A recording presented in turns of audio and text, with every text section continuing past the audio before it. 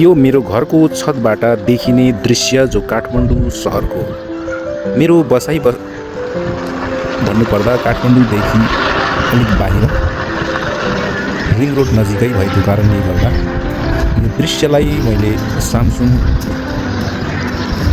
Galaxy Samsung ultra 25 S25 को जुमबाट मैले यो काठमाडौँको दृश्यलाई भिडियोमा उतार्ने प्रयास गरेको छु र यहाँनिर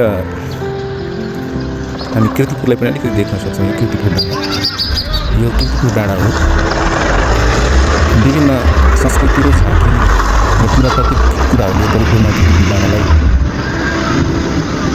नजिकबाट निहाल्न सक्छौँ। यहाँबाट लगभग 7-8 किलोमिटरको बाटो हुनुपर्छ। यहाँबाट जाँदाखेरि राइट बुक गरेर जाँदाखेरि लगभग 500-600 पर्छ।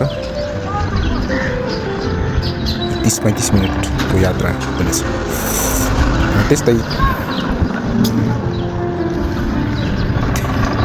त्यस्तै यहाँबाट हिमाललाई पनि निहाल्न सक्छौँ। यो व्हाइट गुम्बा डाँडा नाइकाप नै पर्छ है।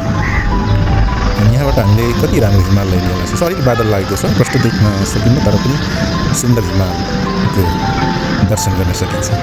सबैले दर्शन गरौँ है। यो चाहिँ गुम्बा, बौद्ध मार्गीहरूको धर्मस्थल गुम्बा र हामी नेपालको सम्पदालाई संरक्षण र सम्वर्धन गर्नुपर्दछ। यो पनि राष्ट्रको सम्पत्ति हो भनेर हामी चिन्न सक्छौँ। यो अल्ट्रा S25 को जुम तपाईँ देख्न सक्नुहुन्छ, धेरै टाढा छ है, तर नजिक ल्याएर देख्न सकिन्छ। यहाँनिर मैले स्यामसुङ S25 अल्ट्राको एडभर्टाइज पनि गरेको जस्तो भयो, तर होइन, वास्तवमा मलाई चित्त बुझ्दै जुन भएकै कारणले तपाईँसँग यो कुरा पनि भन्न ठिक लाग्यो। हेरिरहँ जस्तो हिमाल, सुन्दर वातावरण, पानी पनि पछिको घाम लागेको अहिले 4:30-5 बजेको छ नेपालको समयअनुसार, सायद 4 बज्यो होला। त्यसरी नै यहाँनिर हाम्रो साइकल बिजनेसम्यान केरा सुन्तलाहरू बेच्दै घरको छेउमै आउनुहुन्छ। सुपथ मूल्यमा खाना पाइन्छ। र यहाँनिर नाइकोप डाँडाको पनि हामी दृश्य निकन गरौँ। यो नयाँ नाइकोप माथि डाँडा हो।